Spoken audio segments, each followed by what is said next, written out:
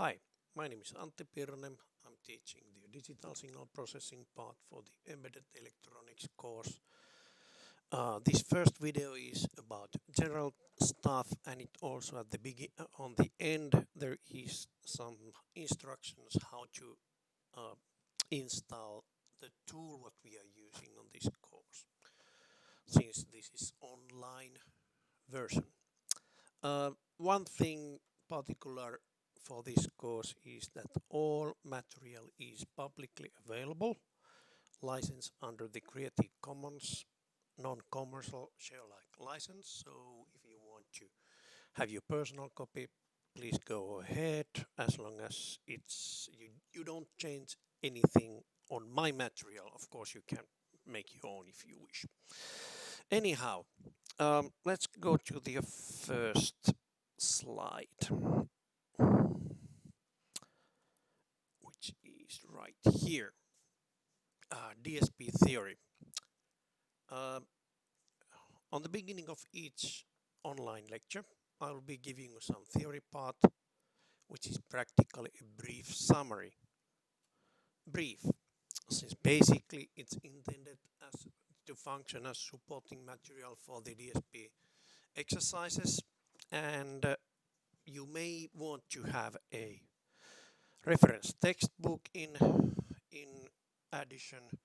If you want to have your own paper book, then I recommend the Sanjit K. Mitra's Digital Signal Processing. I have the version 2001. There might be the more fresh editions, but practically that covers more or less everything what you need to know about the digital signal processing. Then there's also online book, which is basically also a free book for your use for educational purposes. The Stephen W. Smith has the Scientist and Engineer's Guide to Digital Signal Processing. That's also a very practical book. And then a reminder, don't copy just any book from the internet. I know that there are several copies available for Sanjit K. Mitra, which basically are pirate copies. Don't be stupid. Piracy is a crime against that person who wrote the book. He has a copyright for it. Let's respect their private, the intellectual property. Motivation. Digital signal processing, a hard topic. So why you are doing this? Well, few things comes into my mind. So practically, it's practical and useful topic. The world is digital. All the processing is for the signals and data is done digitally. You may want to know a little bit about this discipline. It's called engineering. Mandatory? Well, yes, this is a mandatory course for you if you are a electronics engineering student. The embedded electronics is mandatory for you in order to graduate. Or then somebody else may have said that you need to have the fundamentals of digital signal processing. For me, myself, I have found digital signal processing very interesting. I have been doing it since,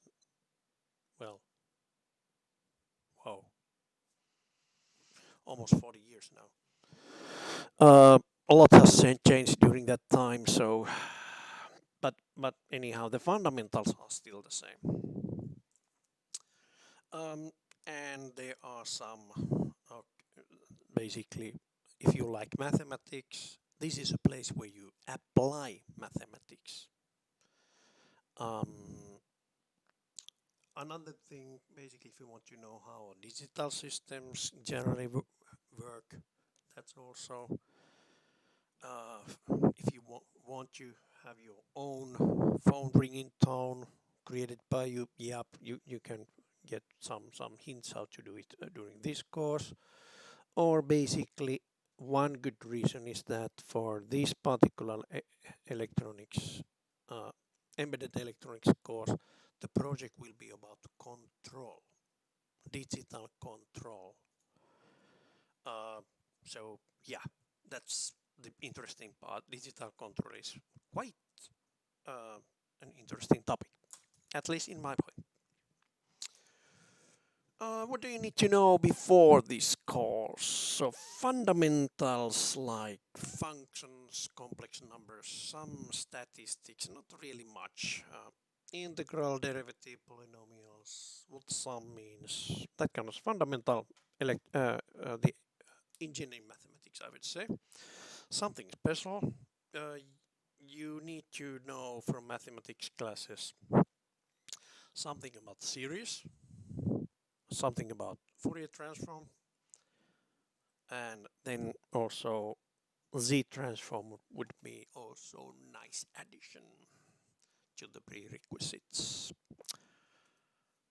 Topics, what we are going to cover each week, one topic, total of 6 topics, which means that then we have about each topic has a lab exercise. Deadline is 1 week, and in addition to that you need to work on the project, so this will fill the whole 8 weeks study period. First topic is digital signals, properties, basic signals, sample signals, convolution correlation, and some spectrum analysis. Second one is digital system fundamentals, speaking about block diagrams, difference equations, transfer functions, zeros and poles, which are fundamentals of digital systems. Then there are the system responses.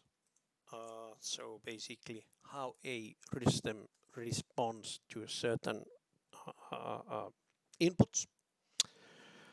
And then 4th week we go to system control. So we need to first cover 3 fundamental parts before we go to the system control.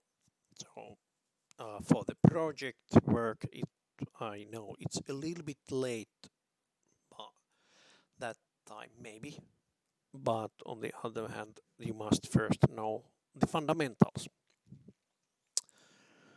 And it's not that much late. You still have the half of the course time to figure out how to make that digital control system. Then the 5th week there's a DSP in embedded systems, basically, which means that what kind of challenges we will get when we introduce a integer logic instead of floating point numbers. And then the 6th week is the filter design, which is one particular interdiscipline of digital signal processing. Tool. You will be using Octa because Metropolia does not have campus license for MATLAB. MATLAB would be the tools what you will be using in real life if you ever get a digital signal processing problem on the workplace. You probably want to get this MATLAB installed on your computer instead of Octa. But Octa would do just perfectly well for this course. Since we are not using these fancy these already designed these toolboxes what MATLAB would have. We stick into fundamentals that you understand what's going on each of those topics. So practically there are the list how to do it. Download the latest version of Octa from GNU. Then install it. You also may want to install the latest version of Java runtime engine or environment to get the full functionality of this Octava. It works without it, but for full functionality you may want to have the Java runtime environment there. Create a working directory for the course. For example, documents directory. Under documents directory, create a new folder for this course. For example, like embedded electronics and then DSP. But it's up to you how to name it. Start Octave graphical user interface. Type the following commands. Okay. These couple of extra packages we will be using. Signal package and control package. That command package install and as forge signal actually installs the signal package, which consists of typical functions needed in digital signal processing into your version of Octa. Since it basically downloads it first, it may be something like few tens of megabytes big. It takes few minutes to download, but also the installation will also take some time. This is basically it changes some scripts on your computer on your Octa package, so it takes few minutes. In my case, I have say relatively new laptop computer. It took something like 10 minutes each, so you may want to grab a cup of coffee when you click the package install commands. And by the way, although it usually gives some warnings, you don't need to worry too much about them. Okay, next page. After you have installed the signal and control package, you need to edit the setup file. So just type there edit on Octave command window, which is okay. Where do I have my Octave command window? Is basically this kind of window here. Oops. So it's the window where all the commands go. When you start it, it just have the this empty command window, and those were the warnings I told you about.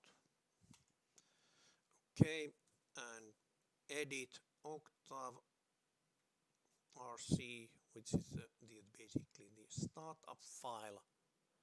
So when you start the Octave graphical user interface, GNU Octave, then basically after the Octave is ready, then it runs at the last command, it runs this file.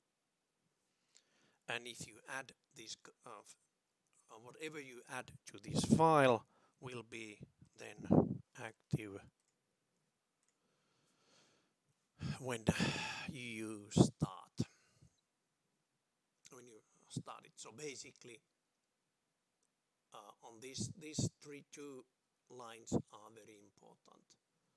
You installed those signal and control packages, but each time when you start the MATLAB or Octave, you actually need to load those into the workspace.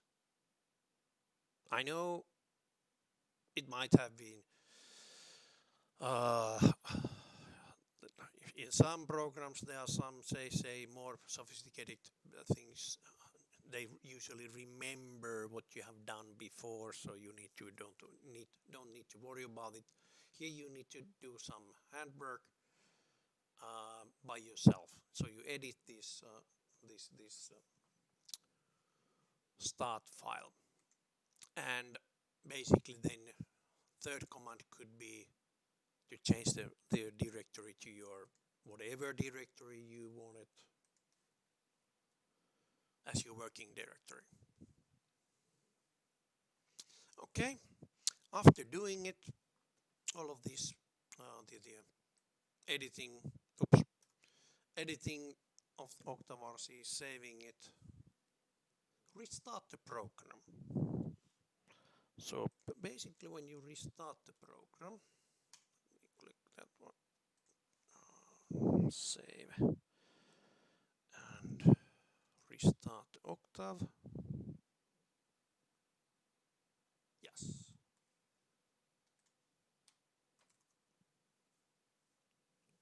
It gives the current directory wherever I wanted to have it, and then let's see, packets list, I think.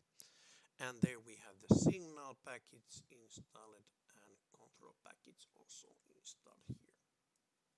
Good. So everything is set for the course. All right. So yeah, last slide. Enjoy the course, and see you online on every online session.